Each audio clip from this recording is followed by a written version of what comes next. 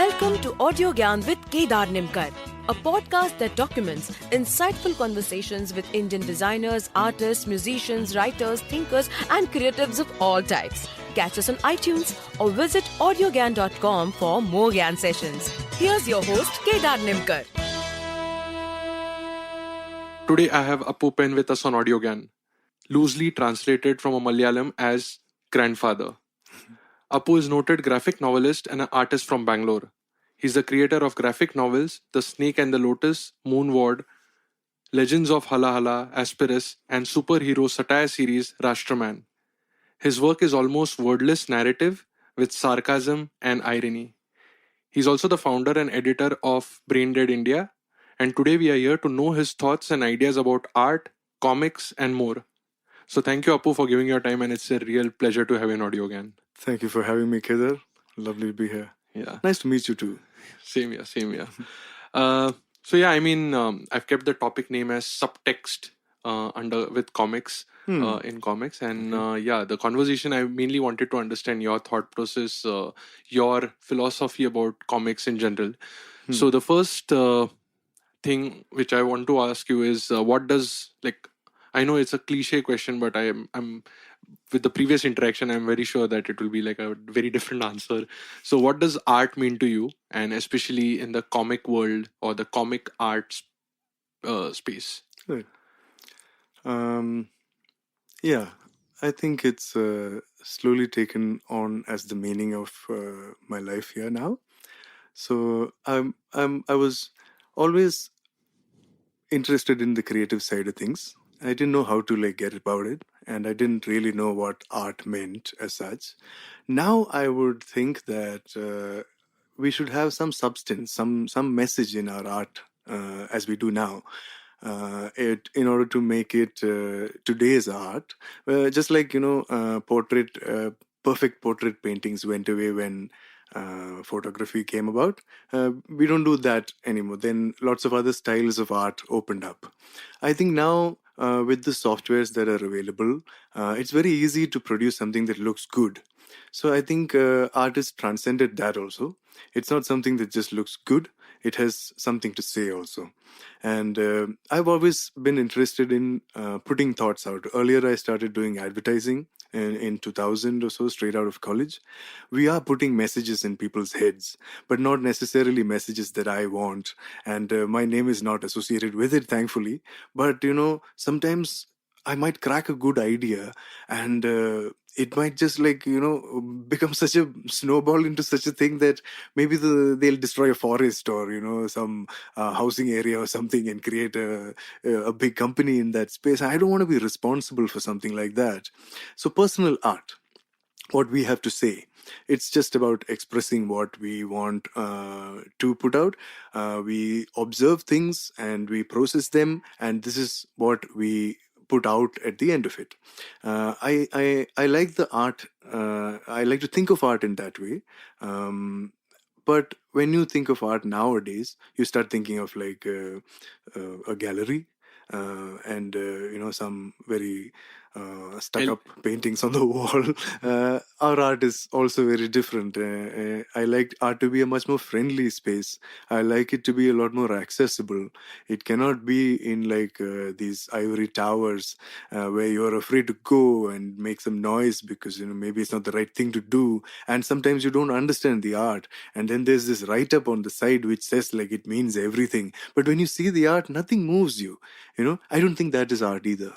It has to move you. When I go to the Biennale in Kochi or something, I see this whole big write-up. There's a lot of stuff. It means everything, the world and me and you and everything. But when I see it, it doesn't cause even a flutter of excitement in me. I don't think that is art also. I think we have to work at it. We don't have a definition. We do not want a definition for it.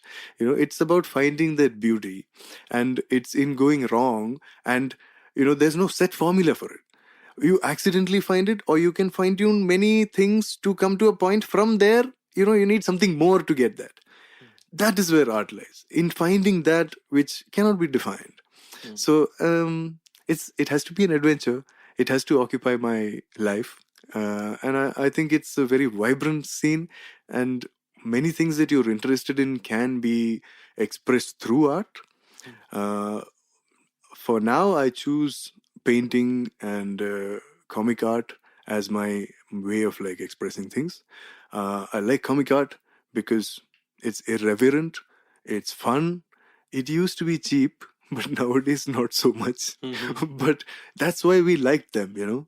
Like it was talking to us in a very different tone. Like it was not academic, and it's coming in. It's nice. Like a lot of people are looking at comics now. Not enough for us to like really make it a scene as yet. But I'm particularly fond of comic art and cartoons. Sorry to stuff. interrupt there, because there are two nice threads which I wanted to ask on the same lines. Just the previous one which you mentioned about um, now these days tools are available where you can produce good quality stuff which probably is aesthetically better, right? At least from my exposure in the design world, Julie Zhuo, who's the VP of Facebook, she has given like a nice career graph for designers. First 5 years or 3 years, you practice the craft, you understand the nuances of the craft, then you evangelize, and then you become like an industry leader where you speak to other people, you change industry trends, and so on and so forth, right? There's a map to it. Is there something similar when you pick up art? I'm asking you because when you said when you said you've mastered that tool, then what is the next progression? Or can someone start at the base level, just communicating the thought itself? Uh, I mean, I don't know to illustrate. I don't know anything. yeah. I even don't understand what sort of color balance anything should have, Got and it. I just communicate something. Can someone start there itself? I think so. See, because we have these preconceived ideas of art. If only I paint like that, it is art. Or if I only have my anatomy right, it's art. You know, all those things are broken with comics. And now you know that comic is in the art scene. And we have people making stuff with stick figures, with just like blobs for heads, anything. As long as you see, the point is we have an idea and we have to communicate it. What is the best way to communicate that idea? If it's a funny idea, I will set it in a funny background, or I have to add to the tone. When you see it only, you know what kind of a tone I am talking in and what tone you read in. So it's my job to create it. Nothing in this says that you have to be artistically qualified in some way. I can just put a spot and I can have some nice color around it. If it's saying something interesting, which it's enough if a spot says it. I just have to make two distinct points, like speak from two different sides. If I need more of a character, let's see what that character needs to act in this role that you have put for him. You know, so let's just look at that. Let's not look at it from like top down and say like only if it looks this way it is art or anything. We've already broken it actually. You can see it in a lot of stuff, new stuff that has come out. It's like a splatter talking to like a shape, or you know, it's still working. But so you have to be smart in making that story that fits in this thing. So if I have a character which just serves me to tell the story effectively, that's fine. I can also elaborate it and make it in an oil painting style. Maybe the story requires that. Maybe I just want to show off my art, you know, whichever way. But I don't think anymore that art will be a hurdle for you to tell these kind of stories. At least not in the comic zone, which is why we like comics. Like you know, it's not the high art scene. It has to make sense. I can't like put a plaque next to it and say this comic means that. Then I've lost the comic. The comic has to speak for itself. So I think there is scope in that for you too. I think Kedar, you should go back to like drawing a few lines and like making them speak. Once you have the communication happening, it should work. Okay, so it seems very ironic that when you speak about art, for whatever baggage we have, there's some sort of a eliteness to it, or as you mentioned, like art gallery mein hai. While when you say comics, is much more democratic. So any other nuance there? Why is it so? It was always seen as the cheap art.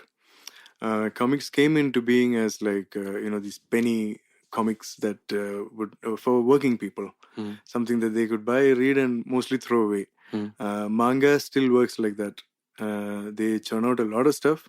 Mostly, like you read it and you throw it away. It's a single consumption kind of thing. Overall, yeah, we now we say that comics has a bad name also here because it's considered bad for children.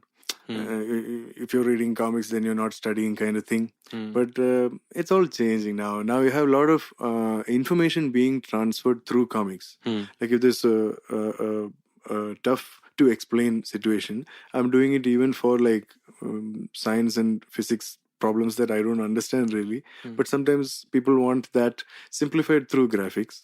So, it's much more easier and broken down to understand. Once I understand it, then I can make it into graphics. But like I've come to that point where it's a little tough for me also. But once you break it down, anybody should be able to get it. So to break down information, whether it's commercial stuff or for education, it's working a lot now.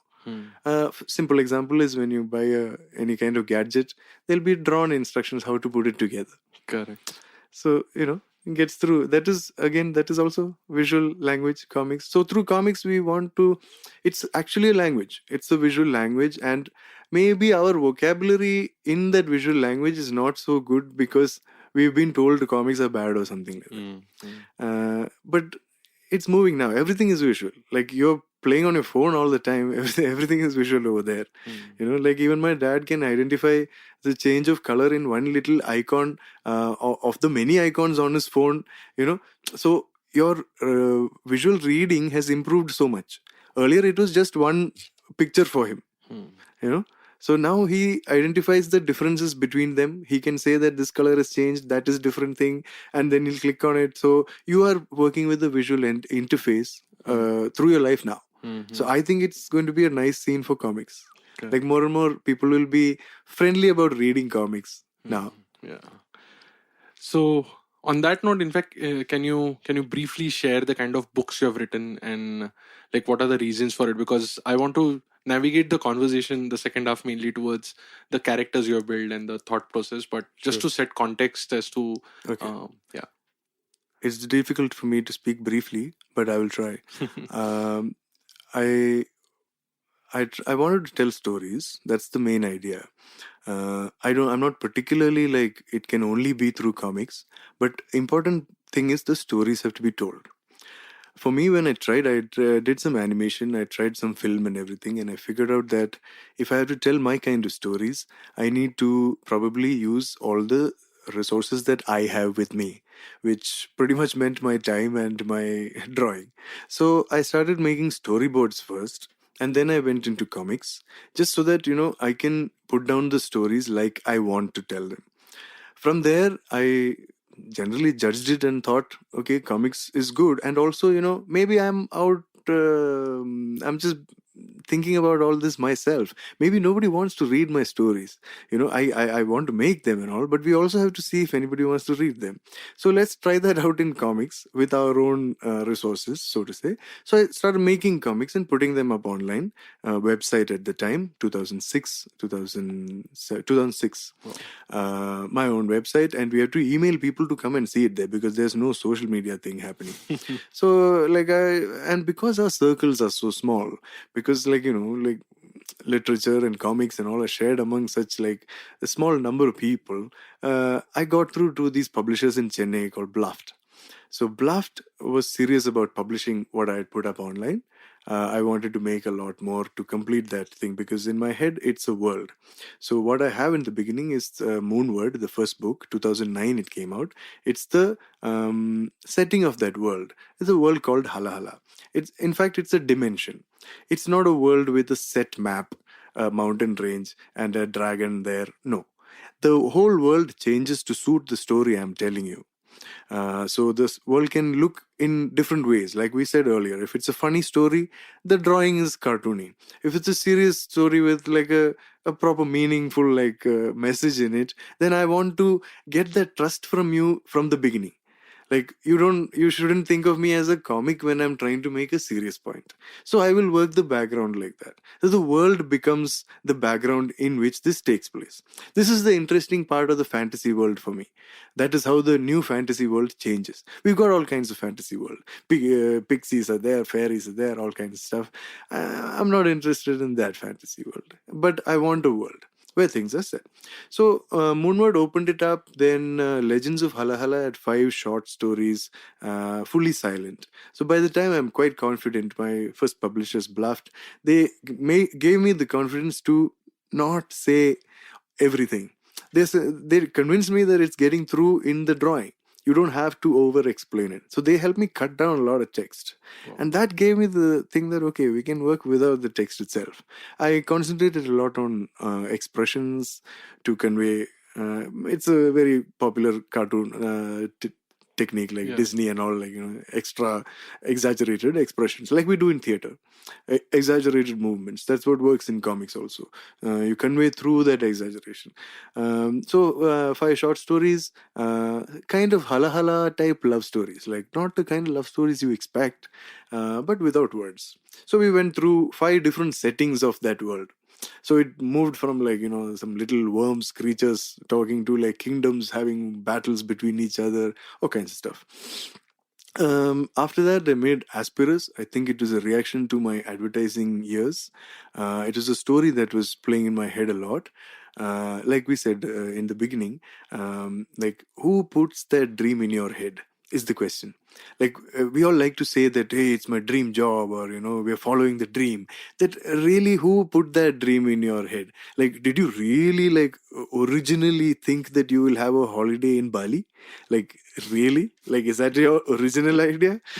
Things like that. So who put the idea became very interesting for me, because I'm from the advertising world where we were putting ideas consciously in people's heads. Like, if you're not seen with my product, then you won't get laid ever. Like, we're feeding on insecurities, right? And I don't want to, like, use my art for that. That's where the conflict came. If I have a skill and if I want to make it better and I want to pursue it, I'm not going to use it to, like, mess with people's heads. I can open people's ideas about things, about how advertising uses their insecurities, maybe, but to use that again, to just manipulate thought and, like, get something through, I just don't think it's fair. Of course, I have to do some of that to get money, but I try to, like, do it in a premium way, where only, like, the richest people, like, get, like, influenced by it or something, and I can charge more also. So that question remains. I want to deal with it in a sensible way, even, like, if the comics ever make money, like, which is a very thin possibility now. But we have to be sensitive to the art side, I think. We've chosen art, not business, not the profit motive. So I would like to stick in that. Then I had then I worked for a long time for Snake and the Lotus. That was the last book, from a big publisher. Then I published 2 small books independently. We'll get into that next. Yeah. So your work, which I have seen at least, or I could understand or comprehend, and now that you have made it so open that whatever I'm not with that baggage of really understanding, but just enjoying it. So like, wants to strongly communicate a message, right? So if I can say that, your work, I could understand, has a lot of despair in it, or has a lot of sarcasm, or say irony. So if I'm looking, like, as a layman to it. So be titles like Dystopian Times, or Halahala, which is like a poison, right? So Aspirus, Brain Dead, and so on. So also the kind of colors which I've used are, for my taste, it looks very grungy. It's dark. So and not just that, with characters like Rashtraman or Propagandhi also. So there's a slapstick pun or whatever. There's some humor to it as well. So what's going on there? I mean, I want to just understand that how would you respond to all these narratives which you have built so far? After my first book, Moonward, a lot of my friends were really concerned that I'm going to kill myself or something. Yeah, it seems because like it was very dark and But the idea is, if you really think about it, if you want to kill yourself, it's easier to kill yourself. You don't have to work on a book for 3 years before you kill yourself. I think it comes from a place of hope. And if we work on something, anybody who dedicates their effort, their time to refining something, I think it essentially comes from like general hope in mankind or something. What we're trying to say also, uh, if you take Orwell and Huxley, who are like my pillars of like thinking in the dystopian world. Dystopia is just a lovely word. I just love it so much. It is very educative, actually. What I want to do is, what I think we should all do is wake up people from this dream that the Asperus is created or the advertising world is created. This there is this sort of sugary dream that is spread over everything, which does not make you concerned about anything. If you read Huxley, his method of controlling is not the Orwellian way of like extra control, extra surveillance. His is not that. Huxley's is excess entertainment, drugs, sex, all excess for you. So you don't have to think about anything. You're just tripping and happy all the time.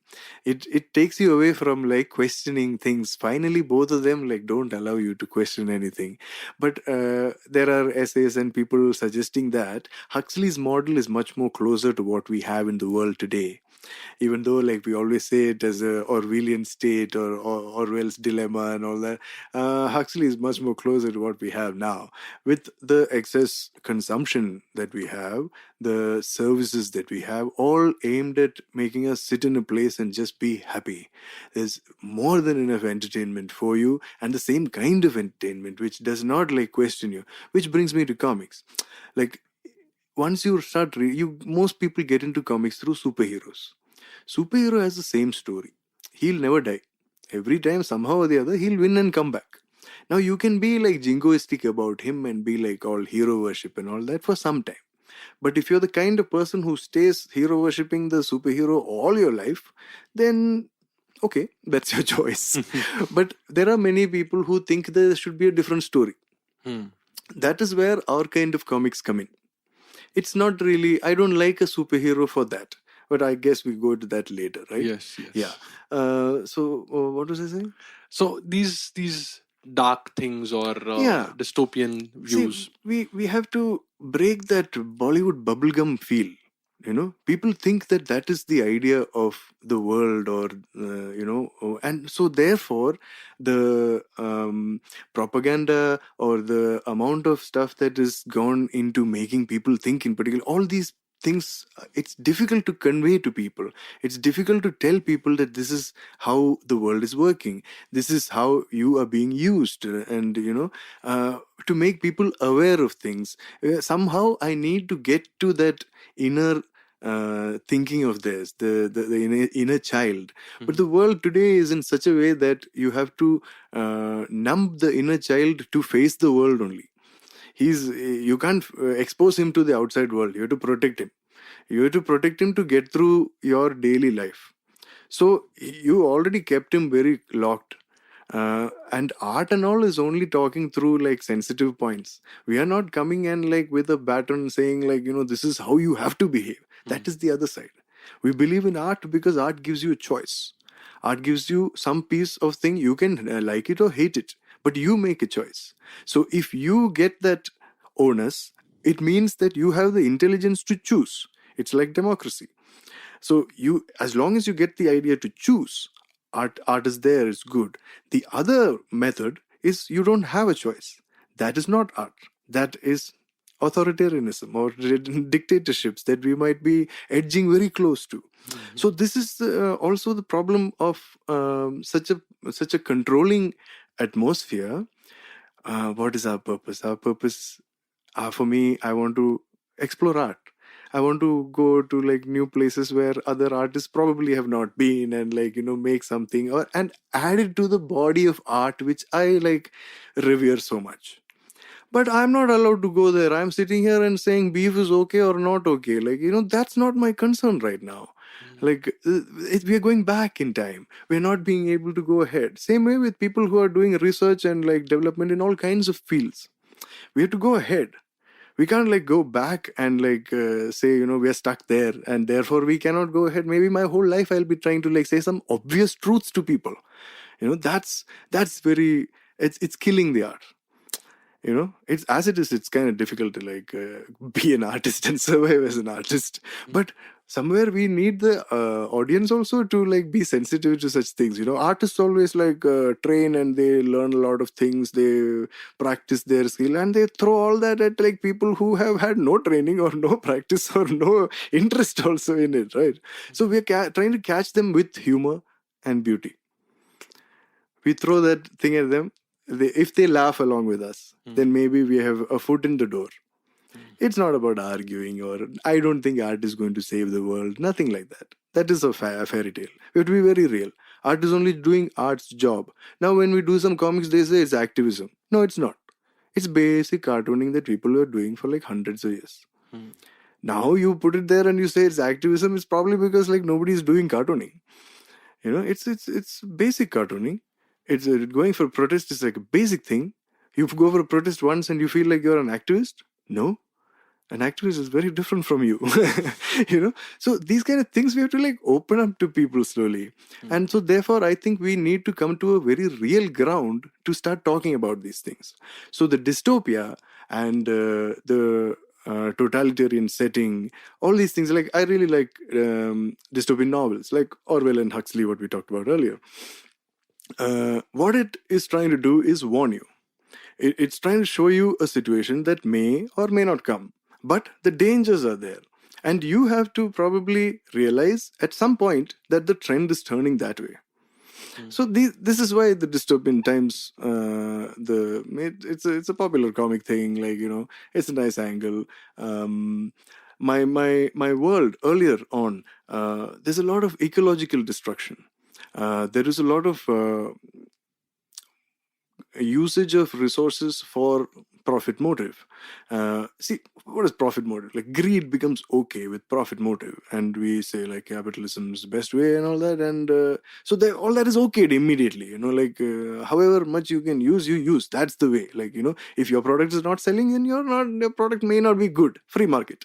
So like we've covered up all these things in such a comfy way that I won't feel the guilt personally of partaking in a product which has killed off a whole village or like many animals or a forest or something like that. That guilt is not individually mine. Even the same for the company who's making it. That CEO will say like, I did it for the shareholders. Shareholders are happy. They didn't do it directly. Nobody did it directly. So we've broken it down in such a way that the guilt goes away. By the time we reach there, we need to change that. We need to tell people that no, this is how it happens. So to get to like a real place to open these things, we need to like, for me it is a dark world. It is really dark, even however much we color it and all that. And see, don't get me wrong, I'm not like sitting at my home and like moping or anything. I have fun. I have like I really enjoy my time. I have so much art and comics and movies and music. I enjoy all these things, and I think I enjoy my own company a little more than I should, but that helps my work. I have to sit alone and like work a lot, like as in like, a page takes a day. So yeah. So one of the, I don't know, because I'm just like it's just I'm become numb by listening to this. Oh no, that was not the intention. No, but it's we are trying to fight the numbness. It's very, very enriching experience to hear like a different perspective, because I wouldn't say myself to be like a authoritarian inclined person. Neither am I completely democratic, because there's some lot of baggage in my upbringing, in my thought process, right? But the one thing which has inspired me in my past is one famous Marathi comic. He said that to do or to show that something is bad, or something is not healthy enough for you as a society or as a community, the best way is to do the right thing the right way, right? Now how would you reconcile this thought? Because I strongly believe in that. And you're saying that to show dystopia, you are actually showing what is there out instead of showing the ideal world. So I know it's a very thin line, and I need to articulate this much better, but maybe you must have got the thought which I want to say. See, it's not like we represent what we're seeing. So sorry to interrupt. I just articulated it further. Long time ago, I wanted to make like a short series films. Instead, in fact we had started this project called as Movie Mala, where we used to just screen short films. And one of the projects was that I wanted filmmakers to make short films on social awareness. Yeah. And for that, I made a small video which said it was like a cut from National Geographic, where all the monkeys, if one monkey goes away, everyone just follows that guy. And the title was "Monkeys Are Back." And to show this side, there was like a small area where people were spitting in the city, and within no time, it wasn't a official garbage area, but people just started dumping there. Yeah. Now I showed this entire in this film and then said, "Monkeys are back. Now you send your films." Now a lot of people critiqued me saying that you want people not to spit, then why are you showing spitting on the screen? So you got what I'm saying? Like, no, I think that's fine. Like, we have to address it. Like, how else would you? It's when I see that pan stain in the corner of the staircase that I think of, like, people shouldn't spit like this. No, I have to show that. Like, I think there's nothing wrong with it. Like, I don't think you should take that criticism very seriously. See, let's see what will be effective. Sure, there are different ways to, like, do it. And there are many comic artists doing in many different ways. This happens to be my style. And it's based on whatever things that we talked about earlier and all that. I'm saying there is enough light entertainment out there. If I want that, there's no problem. I can get it wherever, like just snap of a finger, it's there. And it's non-stop now. Like, I don't watch all the Netflix and all these things. I don't have all these things. But I understand how it works. And you can, like, suddenly this term binge watching has become a thing. So we are in a world where those are the things taking up your time.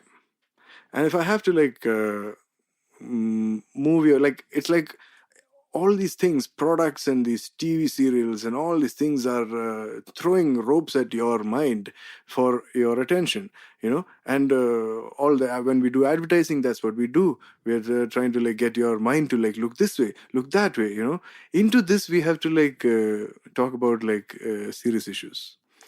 It's very difficult. It's very difficult. Yeah, because, the other message is so much easier. So if we have to, like, talk about such things, then we have to probably shock them out of that reality a little bit. I'm not going to get them out of that space by showing, like, bubblegummy nice pictures and then suddenly, like, change it again. That'll be cheating. Let's present the idea like this. And I think there's a lot of there is a lot of interest in that kind of scene now. Like, if you'll see, a lot of mainstream movies have started becoming very dark. And dark humor is not a bad thing. It's like, I've always, like, enjoyed that dark humor part of it, because it is much more closer to the seriousness than when I'm just, in that other zone, like cracking just jokes, which doesn't mean anything. It becomes dark because it ties up with something you have done or you are close to or something. That's what makes it dark for you, right? So in the yeah, I think George Carlin is one of the important figures. Nice. Yeah, it's just like, really, that was nice stuff to read here when I was, like, forming these opinions. And also that's why it's important for us to, like, put out our view as it is, because a lot of people may be thinking like that. Once we put out something, they're like, okay, some people are thinking like that. This is what happened with Rashtraman also. Like, when I came out with Rashtraman, it was like little, like, are you sure you want to put it out types? But now it's not like that at all. Like, we have so many people making comics that are critiquing what's going on, which is fine. In fact, speaking about Rashtraman, that was my next question. In one of your interviews, I was just reading, you don't seem to like the idea of superhero, which you also mentioned just now, or gods or godmen like characters. So ironically, Rashtraman seems to be like a superhero, right? Yes. So Like, again, what's your response to that? Who's Correct. Rashtraman, and like what sort This, of narrative you're building there? I think this goes back to what you were questioning earlier. Like, how can we show something that we are trying to fight? Correct. This is exactly that. I will not be able to do a serious superhero who cons you in tights and tells you that this is the hero giri to do and all that. I'm generally aware of the superhero idea because we have this tendency to worship any kind of hero. It might be some stupid superstar, film star also. Like half our population will go and worship that guy. Some politician dies, 5-6 people will kill themselves. This is like the level of our emotional tune. We play at that level. The violin is always high. So Ambedkar had in a speech before the constitution, he had said that we should be careful about giving too much power and stature to one person, because as a country, as a people, we have this major thing for bhakti. Like, we want to worship somebody.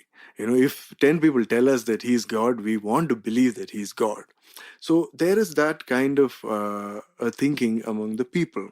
And if you see our culture, it's very strong in it. We cannot live without our God or without our superhero or things like that. I think for objective critical thinking to take on, we need to demystify these things a little bit. We can't have sensible conversations while somebody is being treated like God. And very smart people are also considering people as godmen and validating their status. I like to think that there might be some personal benefit that they're getting from it or something like that. The idea here is, you take Superman or Batman or Captain America or something. I was a Batman man. Are you a Batman man or are you a Superman man?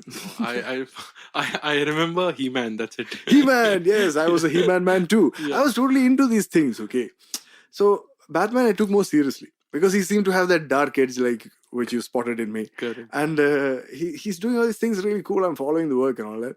Then I start thinking about Bruce Wayne. Well, Wayne Enterprises, doing all kinds of things, stock trading and all kinds of things that go with it, all kinds of speculation things. Then slowly in the comic only, I'm reading that he's doing arms trading. He's sending arms to making nuclear things and keeping it under his own city all the time. What's going on there? So when I think about it, this does the job of okaying many things for the kids who are already bought into the idea of Batman as a hero. He's my god. Whatever he says, I will buy. Captain America is my god. If he says Vietnam War was cool and he went and took part in it, then all the stain of Vietnam War is washed off for me. In fact, I will go and join the army. When Mallu Superstar Mohanlal did 3 army movies, he got some lieutenant colonel something title. You look at him, it's a funny title for him. And also during that time, Kerala, one of the years, Kerala had the very high recruitment into the army. What does this say? So the hero thing has many sides to it, and we are totally depending on that one person to play it right. He can be whatever asshole, and you will still consider him hero, or you will maintain him as hero. And everybody needs their own kind of hero. A guy who drinks cow urine from the back of the cow's ass is not my kind of hero, but he may be appealing to a lot of people. And we have a lot of people. And to appeal to those people is a really dicey thing to do, which is why you need advertising people from Bombay who do ads for any select target group. Yeah, the larger ads, the ads that the whole country dances to types, in the rural thing, some kid is running with the bottle of Coca-Cola, then in the town taka taka taka taka somebody's playing that same bottle. These kind of things that tie up this vastness, they cut through to every corner of the country. So now this is an advertising specialty, that you can make something that will cut through to everybody. These stars have their values, this guy is good in rural. these guys only work in urban markets. But somebody who cuts through urban and rural, like a Dhoni, is like, he's like He's a hero. yeah. So we play with our heroes a lot, which is why all these statistics have come about. Now, I want to make fun of the hero. I got this thing from Mad Magazine. I was a Rambo fan, and I used to like tie this red bandana on my head and run around my like compound in Kerala. Then I read the then I read the mad spoof of Rambo. No more red bandana. They just took the pants off him. So like that satire worked so much for me to put that elevated larger than life figure back in its place. That got me. If I can use that satire and deflate these bubbles, then that has power. So Rashtraman is a superhero satire set in a political setting. He stands for everything that you don't like about the hero, and you laugh with me when he is like making these atrocious statements, or like behaving like he owns the planet. Like he is like that, and he's very proud of it. Always you've been anti-nationalisted, free speech, all these issues, and I was able to play with it almost like a chronological follow-up of like what's happening in the politics also, because if I'm doing political cartoons, I want to be careful about it. Our politicians are very smart. They know when they want to create an issue or a trend Dystopia. or a story, So some idiot minister will say something stupid. So you can be sure that next day all the comic artists, cartoonists, all are going to like crack jokes on that. Think about it. Like it's between the cartoonists, it's a race like who will do that best joke fastest. Some people say that guy copied from me. All this is happening in the comic world. So somebody has put this story out. Everybody's on to this thing. You might be missing the more important or more sensitive thing on the side. TV channels are covering this minister, like his daughter-in-law is saying something, like it's gone all over the place. What he said actually doesn't matter at all. It is bullshit. Like that it's like it doesn't mean anything, but it's just a hoo-ha. And sometimes these things are very crucial also. It does the job of planting a seed in people's minds. Like they will get one minister to tie up certain issues they are targeting together. It's very deviously done, very, very, very smartly done. Sometimes I think I never gave so much credit to the politicians to be like so like cunningly manipulative. And I think maybe it's my imagination also, but I see sometimes it happens. So yeah, we need to like bust the bubble. We need to like make Rashtraman do all these things. So if you laugh with me on Rashtraman, then you think that is quite hideous or it's funny. Trivial, yeah. It's funny in some way. Okay, then maybe you will think about it. Maybe you think more about it, and then maybe you will form your or it might influence your opinions on things. That's the best we can hope for.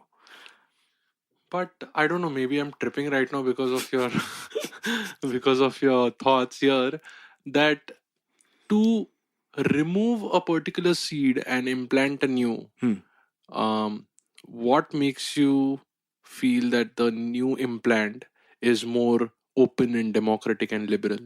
What new implant?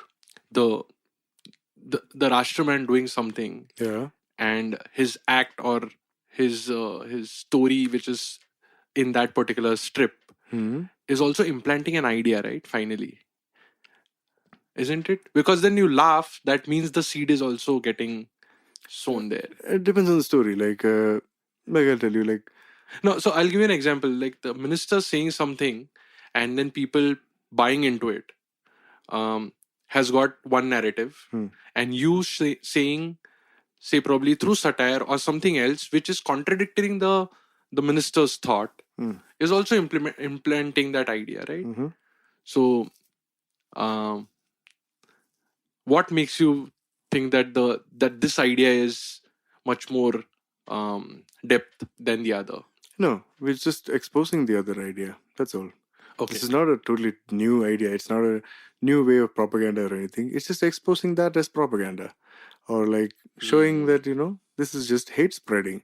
This, if you believe in this, it might be highly possible that you are extremely insensitive to another human being next to you. You telling you these things so that you might think, oh, okay, yeah, really, you're actually talking about my friends who can get affected with this thing, and I am still not doing anything. Beautiful. Cool. Yeah, and then what's with the Propagandhi? I would like to understand that as well. Again, we are in that part of Halahala, that is Rashtriya, the country. I've had real fun freaking out on all these things because in my other comic world, I want to explore thought. So Halahala is also visualized as a mind space. So if I can imagine a story in the mind, so the background is the mind space and a thought is a character, then I have a whole new area to play with. That mind space, like many things can happen. It's my mind space. It could be dark. It's your mind space. It could be bright and happy. I'm not sure. But possibilities are there. With chance of cloudy with chance of whatever you want. But when I take it into that world, there are many things okay, now I am a fan of superhero stuff. I've followed a lot, but I don't believe in that ideology of how you push the superhero. But there is a lot more to learn about the world building. There will be a superhero, there will be a few sidekicks, there will be that world, there will be villains. That creating that is very interesting, especially when you have a superhero, not a conventional superhero. You have a superhero who you like to hate. So sometimes maybe the villain is who you like to like. So we have to play it like that. And Cowboy is my sidekick. He's half man, half god. So I just couldn't resist that cow thing, and it also gives that Hanuman kind of one vibe because he's got a tail and he's got this mace and everything, and he's actually a good guy. He has been put into this thing because he's half god, and they're oh, you have to be like this and everything. But he's always a sidekick to Rashtraman, and he doesn't always approve of Rashtraman's thing, but he likes the popularity. He wants to be more popular than Rashtraman. He wants to know when he'll be the main guy and not a sidekick anymore. That's his personal trip. And so he's also running. Rashtraman is telling him he's doing things also, but maybe on the side he's doing a little more. That is the cowboy story. Then I was thinking we're playing with, it's not a political thing alone. I mean, political means not just a political party anymore. There has to be politics, there has to be religion, there has to be commercial, there has to be media. Everything has to come together for this, the fear of fascism to come together. And we see that business, corporate interests are a big part of it. No party can just do it, or no corporate fellow can just do it. But together, when you put them together, there's a lot more that can happen. Same way, media also hops on board. So we have religion, corporate, state, and then media. Media was actually I'd come into media in Rashtraman's first season, which I think I ran on News Laundry and all that. There was a villain who was actually making holes in Rashtraman's propaganda. He was a media guy who was finding all the fake news that Rashtraman is spreading. So he was known as Propagandhi.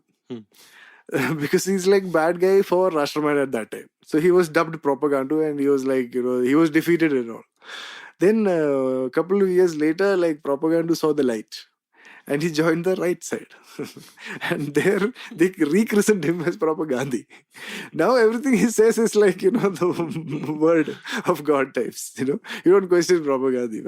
And he's master.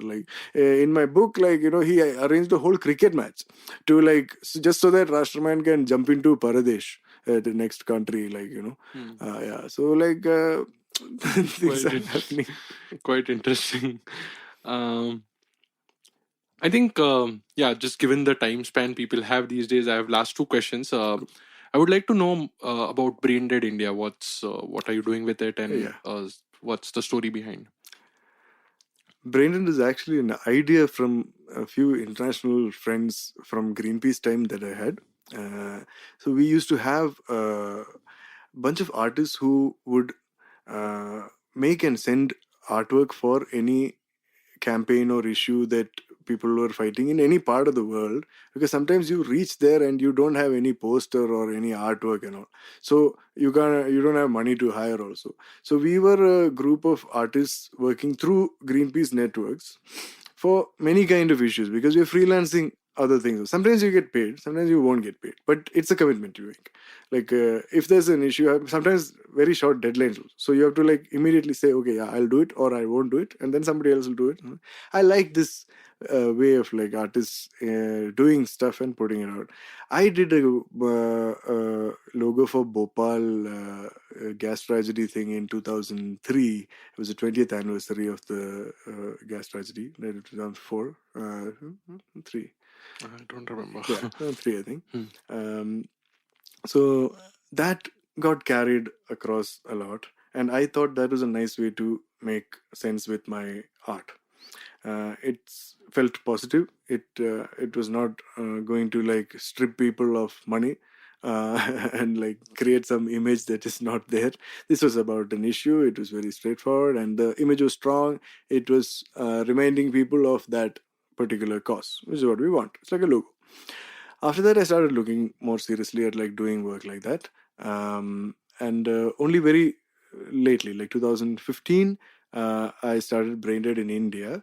Braindead works as a loose collective internationally, but Braindead India I wanted to like put together because I was meeting these people and telling them what I'm seeing in our art scene here.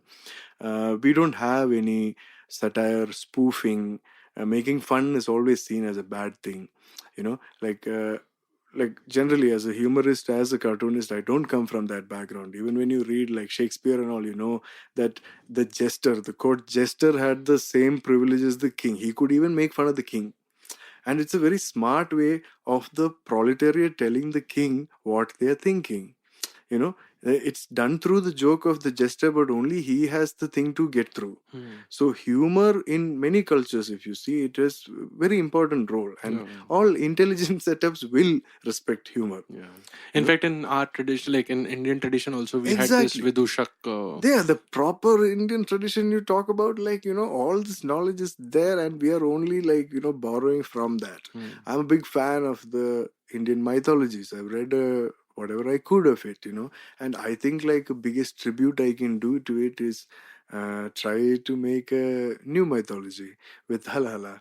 You know, Halahala is the name of the poison, you're right, but that's all. No more connection to. I've just taken it as a name. Like, you know, it doesn't mean the poison, but it's that dimension. It's that whole side of things where maybe things are a little more darker, or let's say you view it through a film of that poison, if you want to say, you know. But that's the Halahala world. I was feeling that there are a lot of artists making stuff, but we cannot like get our stuff published in any mainstream. It's very difficult, like, you know, like especially in the current political scene. It's difficult. I mean, even if it's not political, I'm not saying political, like whatever kind of art you do, like I've had to work many years before I found it easy to get my stuff printed in magazines and get paid for it. So getting paid is another deal altogether, but at least if I can provide a platform where art that I can curate with a few friends, like, you know, we collect and we look at it and we sort of edit the work. If we have a platform where we can promote the kind of stuff we think is cool, we think is meaningful, then I can support the art scene that way. At least a platform is there. So when we started, I couldn't really talk about it because there aren't many people following it. Platform, that is what I can give, like visibility from that platform. So the platform had to grow over like 2.5, 3 years. Like we became fairly like having a crowd type of thing. Rashtraman was launched there. Dystopian Times was launched there. This is Braindead India I'm talking about. Then there are many artists that I really like, some that I look up to, some who are doing great work, but they don't know how to put it out. Like even I am not the best at like marketing the work or putting it out. There are artists much better than me at doing that. But if I can help those guys who have really good work and just put it on a platform, showcase it, lead it to them. There's no money involved. It's all, and every problem is like people are not reading, and everybody is on this social media thing. So if we want to convey something, we have to get to where everybody is. I have many messages very seriously thought out in all the published books that I have, but who's buying it and who's really reading it? I can't even sell it. Like, there aren't even shops left anymore where I can really sell it. Only 2-3 shops or something. So it might stay on the shelf. Like, my idea is not getting through. If I need to like talk about things that people have to get through immediately, then let's go to social media. I just have to give it for free. It's not like I'm making so much money from publishing those books. Whoever has made money are the publishers only, if at all. But so like I can get through to my crowd, which is much more closer. I have sort of like a rapport with them. I know they are following my work or branded work. So it makes sense as a community to like expose them, and then also blow up their idea of what art can be, what comics can be, what animation can be.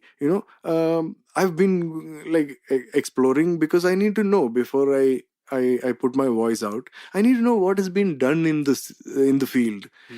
I can't repeat something like that. I have to build on top of that if I can. My goal is that. I don't know if I'll get there. But I have to add to this body of work that many people have created, which also means we respect all those people and the time they put into it. We are not stupid enough to think that like one fine morning I just come and like I can piss on top of that body of work and just go away. No. We have to work hard for a long time. Like we said earlier, like, dedicated work over many years. It has a difference. The work shows. You know that this is like dedicated work when you see it only. That's how everybody used to be earlier. My Kathakali master, my singing teacher, only that they do that all their life. Now we don't have such people. We have like people who are like traversing different things, like Appupen, comic creator and drummer, like what the but like so right now Braindead is working nicely as a platform for us where we can feature a lot of people's artwork, and I hope that all these people will continue doing this stuff. That's what I'm interested in, because their thoughts will also evolve. Maybe they're talking about one thing today. They will definitely like find different issues to talk about, different ways to talk about. That's how our scene is going to get diverse. That's how we encourage more like creators. Somewhere down the line, I hope like we can make some money of it and pay these artists also, or they will get popular enough to find those channels themselves. Correct. That's fine. Yeah. As long as it's at least putting it out for people. A lot of people are getting very into about the likes and views. That itself is feed. So now you see how starved the artist was. Just a virtual like is like, yes, I can go on now. So we need to provide these kind of things where like that life is there for them. Like we can't promise money, but we can at least promise. Yeah. and at the very best, actually, from my perspective, it's great to archive. You're just like creating a log. Perfect. For any artist to come back after 5 years and reflect back on his or her work. So we're going to have this interview 5 years later again? Maybe, yeah. Cool. Yeah, one last. Sure. It's been like really awesome talking to you, but yeah. Hey, nice. So does comic as an art form give you hope, and how? Just like a concluding thought. Not maybe, I mean, I can't say comics exclusively as an art form. I think art gives me hope. Like we said earlier, art presupposes that you have the ability to take a call. The decision is yours. You make the choice. The art is just a suggestion. You like it or not, you agree or not, you make the choice. As long as you are given the choice, you are treated as somebody who has the ability to make that choice. You're treated as an intelligent person. There, I feel hope. When you're being told things to do, then you're being treated as somebody who cannot think on their own. That's the difference for me. I would always prefer the art route, as long as we can. And also, like, it's great, it's creative, it's fun, it's not formal, and I don't have to sit in an office and, I just like, I think by now, like, I'm been at it for a while, like, I'll be stupid to continue if I'm not enjoying it. That's the whole point, like, and one more thing about it, like, when I say enjoy it, I don't mean like I'm not a party person, or I don't go out at all. I sit at home only, and all these thinking and researching and how, like, practicing things, it takes up a lot of time. And if you have to, I mean, you do it only if you enjoy it, because it may not give you anything back. We have to get our juice from enjoying the task. If we think that, later fame is going to come or something, that's why we're doing it, we may be let down. Yeah. We may be in for a shock. Yeah. So, let's enjoy what we're doing. And I think that's why I like it also. Like, we're there every day. I crack a great idea. I mean, great for me. It may not be like great for you or anybody else. But if I think that I pushed my level a little bit, I crack something new, I put down like a great drawing, it gives me enough, like, satisfaction to go to bed happy. Yeah. So I think, see, it's also, we have to slow down, like, we're going too fast. Yeah, all this what we're talking about will not happen at this pace. And everybody is being brought up with the same dream to, like, consume everything, and bigger car, bigger house is the only dream that is being sold. So, it can only head in one way. Our job as artists, as comic creators and all that, is create multiple dreams, different ways. Like, that's not the only happiness. The happiness is everywhere, and like, it's in nature, it's everywhere. Like, you can't say that that's the only brand of happiness that you aspire to get. That's where the problem Or is. simply make it slow as well. In fact, tomorrow I'm going to record another episode in the same studio, and the guest called me saying that, hey, I want to understand why are you doing this as well, and your thoughts are not, like, documented, so maybe I'll ask one or two questions, and I think I'm just going to say what you said just now. I'm getting juice out of doing it. No, it's universal. No, we have to, like, make sense of it. No, later when we look back, we should feel like at least we didn't do something wrong. So Yeah, cool. Hopefully it's positive. Hopefully, like, more people will enjoy it, and I'll get better with the work. That's the joy of continuing in a scene, like you said, in one field also. So comics just happens to be the thing, but art in general, I'm hopeful about. Yeah. In fact, on that note, I remember one brilliant answer once somebody gave me. I said, "What's happening?" And he said, "Same old thing, just better." Yeah. It's a beautiful way to. Hopefully, no. Yeah. Huh? Like, if we can make it better. Then because it's going to be pretty much same old thing. We're not going to drastically, like, improve on that. It's slightly better we can hope for. It's good enough. Sure. Cool. On that note, I think we'll end this. It was really, really wonderful talking to you. Thank you, Kedar. Thanks थोड़ा a सा lot. तो mind expand हुआ है, hopefully. Hey, मेरा. thanks for having me. It's lovely. Like, nice to come here and talk to you. Same here. Thanks. And that's it from today's Gyan session. Catch us on iTunes, Savan, Stitcher, or any podcasting app you use. Do rate us on iTunes and follow us on Twitter, Facebook, and Instagram. Stay tuned for more Gyan on audiogyan.com. Till then, bye.